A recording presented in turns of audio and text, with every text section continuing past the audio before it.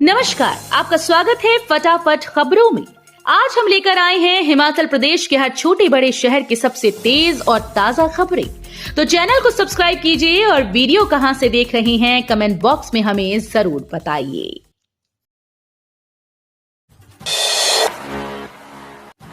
सुक्खू सरकार ने राज्य सहकारी बैंक को ई टैक्सी खरीद के लिए ऋण वितरण का दिया जिम्मा। हिमाचल प्रदेश सरकार की ओर से संचालित राजीव गांधी स्वरोजगार स्टार्टअप योजना 2023 के तहत राज्य सहकारी बैंक को ई टैक्सी की खरीद के लिए ऋण वितरण के लिए पसंदीदा बैंक के रूप में नामित किया गया है। ये जानकारी देते हुए बैंक के अध्यक्ष देवेंद्र श्याम ने प्रदेश मुख्यमंत्री सुखविंदर सिंह सुक्खू का आभार जताया और आश्वासन दिया कि बैंक सरकार की ओर से संचालित राजीव गांधी स्वरोजगार स्टार्टअप योजना के अंतर्गत ई टैक्सीज को खरीद के लिए ऋण वितरण के लिए प्रदेश की जनता का भरपूर सहयोग करेगा। प्रदेश की मूल्यवान खनिज संपदा का दोहन कर रही सीमेंट फैक्ट्रीज। हालांकि सभी सीमेंट फैक्ट्रीज बिलासपुर और हिमाचल प्रदेश के भीतर सीमेंट का निर्माण करके प्रति वर्ष अरबों रुपए अर्जित कर रही हैं। फिर भी आश्चर्य की बात है कि हिमाचल सरकार का सीमेंट रेट निर्धारण में कोई भी नियंत्रण नहीं और रेट निर्धारित करने का कार्य केंद्र सरकार ने अपने ही अधिकार क्षेत्र में रखा है। वरिष्ठ नागरिकों रामकृष्ण शर्मा और रामपाल डोगरा ने कहा कि ये सीमेंट की फैक्ट्रीज न केवल हिमाचल प्रदेश की मूल्यवान खनिज संपदा का दोहन कर रही हैं, बल्कि यहाँ की वनस्पति, भूमि, वन संपदा, पर्यावरण और जीव जंतुओं को नष्ट करने के लिए भी उत्तरदायी हैं। बारिश की आड़ में उद्योगों का कारनामा, नाले में बहाया प्रदूषित पानी। औद्योगिक क्षेत्र बद्दी में प्रदूषण नियंत्रण मानकों को धता बताने पर उतारू कुछ उद्योग राज्य प्रदूषण नियंत्रण बोर्ड की सख्ती के बावजूद बाज नहीं आ पा रहे। हालात ये हैं कि गत 2 दिनों के अंतराल में हुई भारी बारिश की आड़ में बद्दी ट्रक यूनियन बाईपास नाले में बेलगाम उद्योग ने प्रदूषित पानी बहा दिया, जिससे नाले से लेकर सरसा नदी तक झाग के अंबार लग गए। बद्दी में गैस प्लांट के पास एक उद्योग ने प्रदूषित नीला पानी छोड़ दिया, जिससे पूरे नाले का पानी नीले रंग में बदल गया। बच्चों का भविष्य अंधकार में, चुरा के 37 स्कूल में एक शिक्षा। सरकारी स्कूल में विद्यार्थियों की संख्या बढ़ाने को लेकर सरकार नित नए फॉर्मूले तैयार करती है, लेकिन बेहतर शिक्षा का फॉर्मूला तैयार करना भूल गए। चुराह क्षेत्र में 37 प्राथमिक स्कूल ऐसे हैं जहां केवल एक शिक्षक सेवाएं दे रहा है। अब शिक्षक स्कूल में बच्चों को पढ़ाएं या स्कूल से संबंधित कार्य निपटाएं। यहाँ अध्ययनरत नौनिहालों के भविष्य से खिलवाड़ सरकार कर रही है या अभिभावक, ये सोचने का विषय है। लेकिन नौनिहालों का भविष्य अंधकार में जा रहा है, ये स्पष्ट है। शिक्षा विभाग की ओर से 37 सरकारी प्राथमिक स्कूल में एक शिक्षक औपचारिकता पूरी करने के लिए तैनात किए हैं।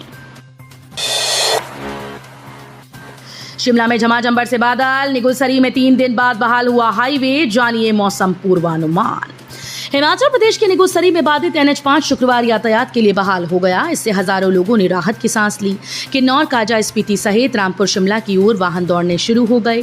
निगुलसरी में मंगलवार देर शाम को ऊपरी पहाड़ी दरकने के कारण यातायात ठप हो गया। NH अवरुद्ध होने के कारण जिले के हजारों लोग, पर्यटक और किसान बागवानों को भारी परेशानियों का सामना करना पड़ा। थुनाग औद्योगिकी कॉलेज को लेकर विधानसभा में हंगामा, विपक्ष का वॉकआउट। जगत नेगी बोले, न बंद होगा न शिफ्ट। हिमाचल प्रदेश विधानसभा में शुक्रवार को प्रश्नकाल के दौरान सिराज विधानसभा हल्के के थुनाग में खोला गया औद्योगिक कॉलेज का मामला गूंजा। नेता प्रतिपक्ष जयराम ठाकुर ने प्रश्नकाल के दौरान ये मामला उठाते हुए कहा कि उनके हल्के के थुनाग में औद्यानिकी कॉलेज को खोला गया था और इसके लिए कुल मिलाकर 205 बीघा जमीन भूमि चयनित की गई। जयराम ठाकुर ने कहा कि इस कॉलेज को यहां से बंद कर शिफ्ट करने का प्रयास किया जा रहा है। सुक्खू बोले, पुलिस नहीं कर रही जासूसी, ईडी सीबीआई की भूमिका को लेकर करेंगे जांच। मुख्यमंत्री सुखविंदर सिंह सुक्खू ने कहा कि हिमाचल पुलिस किसी भी विधायक की जासूसी नहीं करवा रही। नेता विपक्ष जयराम ठाकुर को सनसनी फैलाने की आदत सी पड़ गई है। प्रदेश सरकार नेता प्रतिपक्ष की ड्रोन से जासूसी नहीं करा रही। ये जांच का विषय है कि कहीं ईडी या सीबीआई तो नहीं करा रही। नेता प्रतिपक्ष के घर के ऊपर ड्रोन उड़ना व खिड़कियों के पास आना गंभीर विषय है, इसकी जांच कराएंगे। कमाई का जरिया तो नहीं बन रही किराए की कोख, जांचेगी कमेटी। हिमाचल प्रदेश में किराए की कोख कमाई का जरिया तो नहीं बन रही, इसके जांच के लिए कमेटी गठित की जाएगी। विधानसभा की 3 महिला सदस्यों को सरोगेसी बोर्ड का अध्यक्ष बनाया गया है। हिमाचल प्रदेश विधानसभा में सर्वसम्मति से इस बाबत प्रस्ताव पास किया गया। विधानसभा में स्वास्थ्य मंत्री धनीराम शांडिल ने राज्य सहायक प्रजनन तकनीक और सैरोगेसी अधिनियम के तहत प्रदेश विधानसभा की 3 महिला सदस्यों को बोर्ड सदस्य बनाने का प्रस्ताव रखा। एचपीयू कृषि व नौणी विश्वविद्यालयों के शिक्षक हुए लामबंद, आंदोलन की चेतावनी। हिमाचल प्रदेश में स्थित 3 सरकारी विश्वविद्यालयों के शिक्षक मांगों को लेकर लामबंद हो गए। हिमाचल प्रदेश विश्वविद्यालय के अलावा नौणी विश्वविद्यालय और कृषि विश्वविद्यालय पालमपुर के शिक्षकों ने एकजुट होकर संयुक्त संघर्ष समिति बनाई। अब ये जेसीसी आगामी दिनों में शिक्षकों से जुड़ी विभिन्न लंबित मांगों को प्रदेश सरकार के समक्ष उठाएगी। इस दौरान हिमाचल प्रदेश विश्वविद्यालय शिक्षण कल्याण संघ के अध्यक्ष प्रोफेसर हरीश ठाकुर व महासचिव डॉक्टर जोगेंद्र सकलानी ने कहा कि तीनों विश्वविद्यालयों के शिक्षक महासंघों ने मांगे पूरी न होने पर रोष व्यक्त किया है। लोगों को लूटने के नए नए तरीके अपना रहे साइबर अपराधी। साइबर ठग व्हाट्सएप मैसेज और मोबाइल पर कॉल के जरिए क्रेडिट कार्ड लिमिट बढ़ाने का झांसा दे रहे हैं। शातिर खुद को निजी बैंक का कर्मचारी बताकर लोगों को ठग रहे हैं। साइबर पुलिस साइबर ठगों से बचने के लिए एडवाइजरी जारी कर चुकी है। क्रेडिट कार्ड लिमिट बढ़ाने को लेकर हिमाचल में लोगों को इस बारे में फोन आ रहे हैं। साइबर शातिर आम लोगों को जाल में फंसाने के लिए नए नए तरीके खोज रहे हैं।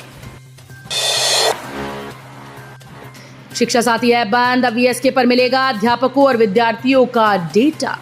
प्रदेश भर के स्कूल्स का निरीक्षण और अन्य जानकारी के लिए तैयार की गई शिक्षा साथी ऐप बंद कर दी है। वहीं अब इसकी जगह आधुनिक विद्या समीक्षा केंद्र को शुरू कर दिया गया। इसमें प्रदेश के सरकारी स्कूल्स में पढ़ रहे विद्यालयों का पूरा रिकॉर्ड अपलोड होगा। प्रत्येक छात्र का अलग से डेटाबेस तैयार किया जाएगा। इसमें विद्यार्थियों की हाजिरी समेत अन्य गतिविधियों की रिपोर्ट भी ऑनलाइन अपलोड होगी। चिकित्सा संस्थानों में अप्रिय घटना की स्थिति में मुखिया करवाएगा एफआईआर दर्ज। कोलकाता में महिला डॉक्टर से हुए बलात्कार और निर्मम हत्या के बाद भारत सरकार इस मामले को लेकर काफी गंभीर दिख रही है।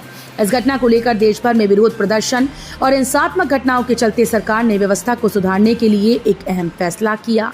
सरकार ने सभी चिकित्सा संस्थानों के मुखिया को किसी भी तरह की हिंसात्मक और शारीरिक शोषण समेत अन्य मामलों में घटना के बारे में एफआईआर दर्ज करवाने की जवाबदेही सुनिश्चित कर दी।